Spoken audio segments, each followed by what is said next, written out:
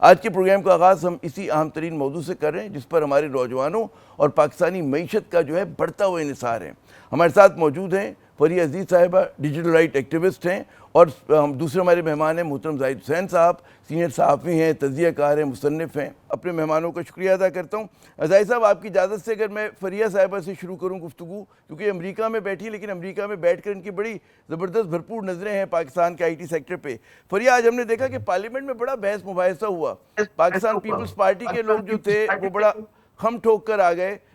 نون league کے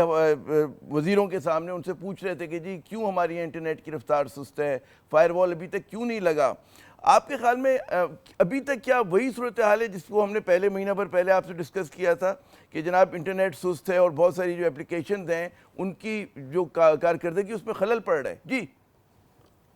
جی دیکھیں، بالکل وہ صورتحال، اور موبائل ڈیٹا جو زیادہ امپیکٹڈ تھا، اب وائی فائی سپیڈز بھی لوگ رپورٹ کر رہے ہیں۔ اور دیکھیں، بالکل ٹھیک ہے، آپ سپیچز میں یہ اٹھا رہے ہیں، باتیں اٹھانی چاہیے بھی، لیکن جس وقت قانون سازی کی بات ہوتی ہے اور جس طریقے سے ڈرافٹ سامنے آتا نہیں ہے، پھر راتوں رات پاس ہو جاتا ہے، اس کو بھی روکنے کی ضرورت ہے، کیونکہ پیکا کے وقت میں بھی یہ ضرورت کہ ہمیں ضرورت ہے کسی قانون کی، اور ہم نے بہت اس میں ترامیم کر دی، لیکن ہم نے دیکھا کہ کیا ہوا ان ترامیم کے ذریعے بھی۔ تو اس میں بھی ایک ڈیجیٹل نیشن ہے، پھر فورینزک ایجنسی ہے، پھر پیکا کی امینڈمنٹس ہیں، کسی کو ڈرافٹ نہیں دیا جاتا اور اس کے بعد کابینہ بھی منظوری دے دیتی ہے، پھر پارلیمان میں بھی آ جاتا ہے۔ تو یہ دیکھنے کی ضرورت ہے کہ لاسز ہوئے ہیں، انڈر پلے کیا جا رہا ہے۔ جو شذا فاطمہ صاحبہ کی سپیچ ہے کہ 2% ایکس استعمال کرتے ہیں یا اتنے متاثر نہیں ہوئے ہیں، یہ بالکل غلط باتیں۔ اور دوسرے جو یہ ہمیں حوالے دیے جاتے ہیں کہ اور ممالک میں پھر آپ دیکھیں کہ کیا پروٹیکشنز موجود ہیں جو ہمارے ہاں موجود نہیں ہیں، اور کیا تنقید موجود ہے وہاں پہ۔ مثال کے طور پہ اب ڈیجیٹل نیشن، تو انڈیا میں آدھار کارڈ کی کیا کرٹیک موجود ہے جو سرویلنس کے حوالے سے ایک نظریے سے دیکھا جا رہا ہے، تو پاکستان میں بھی اس کو دیکھنے کی ضرورت ہے۔ اچھا، مجھے زاہد صاحب یہ بتائیں کہ دو پہلو ہیں اس پورے بحث کے۔ ایک پہلو تو یہ کہ جی ہمارا آئی ٹی سیکٹر متاثر ہو رہا ہے، آئی ٹی کمپنیز متاثر ہو رہی ہیں، ہمارے یہاں جو فری لینسرز ہیں وہ متاثر ہو رہے ہیں، لیکن دوسرا پہلو جو ہے براہ راست آزادی اظہار سے جڑا ہوا ہے۔ آپ کے خیال میں شہباز حکومت کا اسکور کارڈ اس مسئلے پہ، جو ہمارا وہ کہتے ہیں ٹریڈیشنل میڈیا، مین اسٹریم میڈیا کے حوالے سے بھی اور سماجی میڈیا کے حوالے سے، آپ کیسا دیکھ رہے ہیں؟ جی یہ ساری جو کارروائیاں ہو رہی ہیں، جو کہ ہم دیکھتے ہیں کہ ایک انٹرپشن ہے اس میں، سوشل میڈیا جو انٹرنیٹ میں بھی، اس کا سارا جو بنیادی محور ہے وہ یہی ہے کہ جو آزادی رائے ہے اس کو کسی طور پہ جو ہے اس پہ پابندی لگائی جا سکے۔ مطلب اور کوئی مقصد نہیں ہے اس کا۔ اگر ہم یہ بات کرتے ہیں کہ آج کے انٹرنیٹ بہت سلو چل رہا ہے، یا بہت سارے جو سوشل میڈیا پلیٹ فارمز ہیں ان کو بند کر دیا گیا ہے، یا جو ابھی بھی میں دیکھ رہا ہوں کہ ابھی بھی جو ہمارا اس وقت چل رہا ہے وائی فائی بہت ہی سلو ہے، کل تو ایسا معلوم ہوتا تھا کہ آپ ایکسیس نہیں کر سکیں۔ تو اس کا جو بنیادی مقصد تو یہی تھا نا کہ لوگوں نے جو سوشل میڈیا کا استعمال شروع کیا ہے، اور میرے خیال یہ حکومت کو اس میں کافی تکلیف بھی ہے، اور یعنی وہ سمجھتے ہیں کہ جہاں تک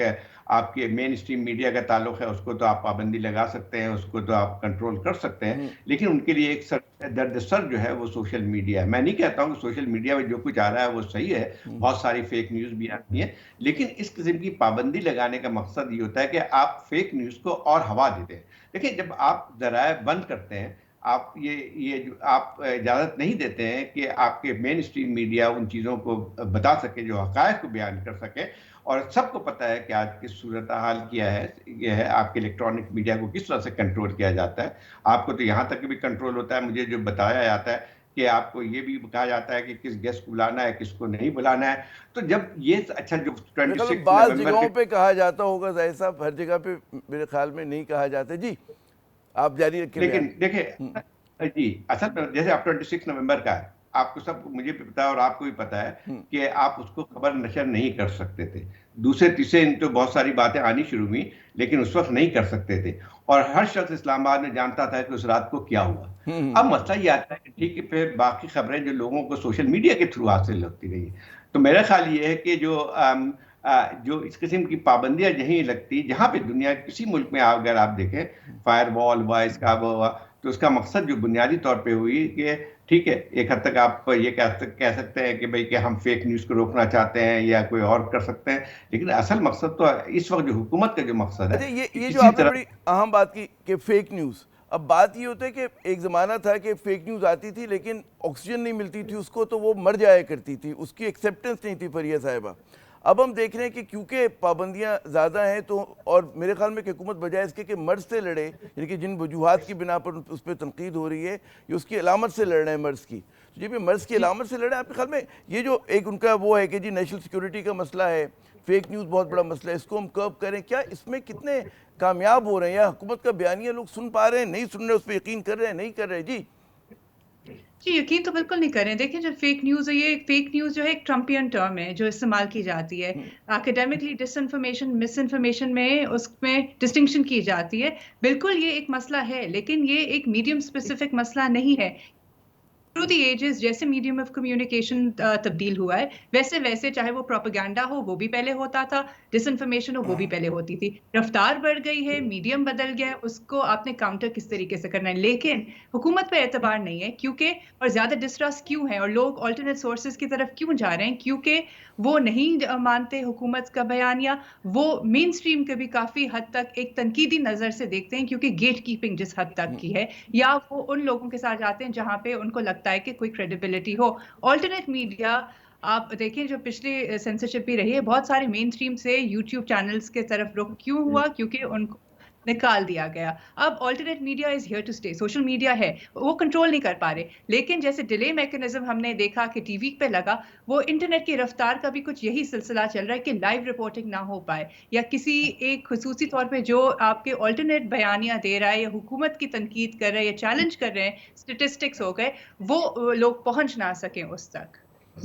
تو زاہد صاحب یہ سوال پیدا ہوتا ہے کہ حکومت کا بیانیہ کیوں نہیں لوگ مان رہے, یا اس حد تک نہیں مان رہے جتنا کہ سوشل میڈیا پہ جو ان کی کہتے ہیں ان پہ تنقید کرنے والوں کا بیانیہ مانا جاتا ہے. حکومت کے پاس وسائل بھی ہیں, اسٹیٹ اینڈ ٹی وی بھی ہے, نیوز ایجنسی بھی ہے, ہر اس پہ اشتہار بھی ان کا چلتا ہے. سوشل میڈیا پہ بھی ماشاءاللہ ہمارا ہر وزیر اور وہ جو ہے محکمہ ایکٹیو ہے. کیا وجہ ہے حکومت کی بیانیہ کیوں نہیں لوگ تسلیم کر رہے؟ کریڈیبلٹی کا مسئلہ ہے.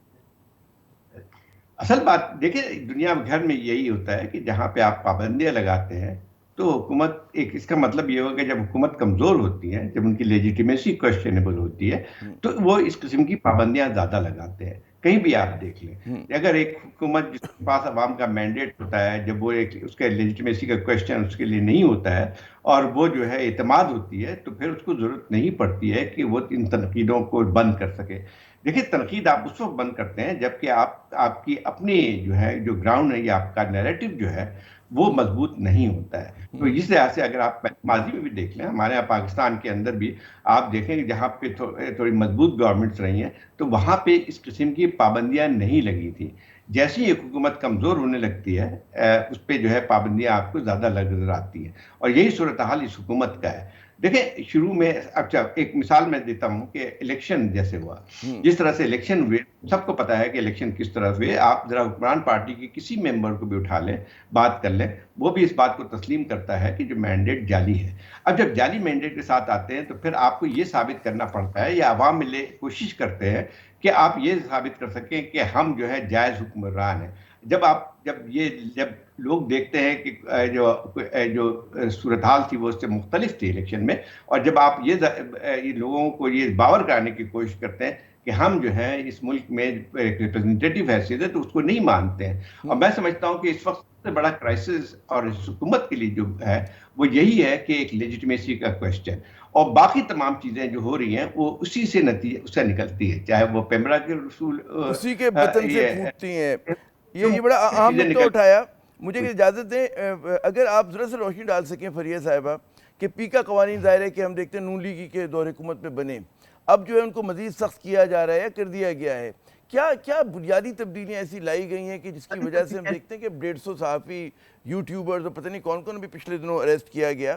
کیا اس پہ جو کہہ رہے ہیں آپ لوگ کہتے ہیں کہ جی ڈریکونین لا ہے, کیوں کہتے ہیں اس کو؟ دیکھیں یہ جو ایک تو کانٹرڈکشن یہ کہ بیانیہ کیا کہ فیک انفارمیشن ہے, ہمیں مزید ترمیم کرنے کی ضرورت ہے, لیکن وہی جو اس وقت قانون موجود ہے اس کے تحت پروسیکیوشن بھی ہو رہی ہے, اور اس میں فالس انفارمیشن کا جو آلریڈی ایگزسٹ کرتا ہے سیکشن 20 میں, اس کو بھی کیا گیا ہے. میں کیوں اس کو کہتی ہوں کہ یہ ڈریکونین لا ہے, اور خاص طور پہ قانون کا الفاظ ایک طریقے سے ہوتا ہے کہ جو قانون میں موجود نہیں بھی ہے. فار ایگزامپل یہاں پہ جو سیکشن 20 کا استعمال رہا ہے کہ آپ نے کچھ کسی ادارے کسی پبلک آفیشل کے بارے میں کہہ دیا، اس کا قانون میں کوئی جواز نہیں ہے، لیکن پھر بھی اس طرح سے اس کو استعمال کیا جا رہا ہے۔ ترمیم کا مقصد کیا ہے کہ جو آلریڈی ایک پریکٹس چل رہی ہے اس کو ایک لیگل لبادہ دے دیں۔ دیکھیں یہاں جو پروسیکیوشنز ہوئی ہے، میں نے کہا کہ پروسیس از پنشمنٹ، چاہے وہ ٹرائل چل کے کنوکشن تک نہ پہنچے، آپ کسی پہ جھوٹا مقدمہ کاٹیں گے، ان کو اریسٹ کریں گے، ان کی ڈیوائسز لیں گے، ان کو گزاریں گے کہ بیل لیں یا جیل میں ڈالیں، وہی مقصد ہوتا ہے کہ کسی کو اس سے گزار دینا، ان کو چپ کرانا یا ان کو مثال بنا دینا۔ اور یہ ہم نے دیکھا تسلسل سے 2017 سے یہ سلسلہ چلا آ رہا ہے، اور قوانین کو مزید سخت بنانے کی کوشش کی گئی۔ نون لیگ کے دور میں ہوا، پی ٹی آئی کے دور میں ہوا، اب دوبارہ یہ دہرایا جا رہا ہے۔ جو حکومت میں ہوتے ہیں، جو پارٹی ہوتی ہے، انہیں لگتا ہے وہ ہمیشہ اقتدار میں رہیں گے، اپوزیشن میں وہ نہیں جانا، اسی طرح کی اپوزیشن میں بات کرتے ہیں۔ ظاہر صاحب ایک بات تو ماننے کی کہ ظاہر ہے کہ فیک نیوز جو ہے، جھوٹی خبر، آدھا سچ، یہ مسئلہ تو ہے۔ اور آج جیسے کہ آئی ٹی منسٹر صاحبہ کہہ رہی تھی کہ جی قومی سلامتی پہ کوئی کمپرومائز نہیں ہوگا، کوئی سمجھوتا نہیں ہوگا، تو کس طرح سے ان چیزوں کو سدے باب کیا جائے کہ ہماری قومی سلامتی بھی جو ہے وہ رہے، فیک نیوز سے بھی آپ اس کو کاؤنٹر کر سکیں اور آزادی اظہار بھی ہو؟ جی میری سادگی دیکھیں دیکھ کے بنیادی کیا طور چاہتا ہوں جی۔ ایک قانون ٹھیک ہے، مطلب آپ اگر پریس آپ کا آزاد ہوگا تو میں نہیں کہتا ہوں فیک نیوز یا اس قسم غلط خبریں جو ہیں وہ ختم ہو جائیں گی، لیکن لوگوں کا اس پہ یقین کرنا ایک لحاظ سے مشکل ہو جائے گا، کیونکہ ان کے سامنے اگر ان کو پتا ہے کہ میں جو سن رہا ہوں ٹی وی پہ آپ کی یا اخبار میں پڑھ رہا ہوں وہ حقیقت کی عکاسی کرتی ہے، یا ایک لحاظ سے جو آزادی ہے صحافت کی یا آزادی ہے ایکسپریشن کی، اس کی وجہ سے ہو رہا ہے، تو میرا خیال یہ کہ یہ چیز ہے دنیا میں ٹھیک ہے۔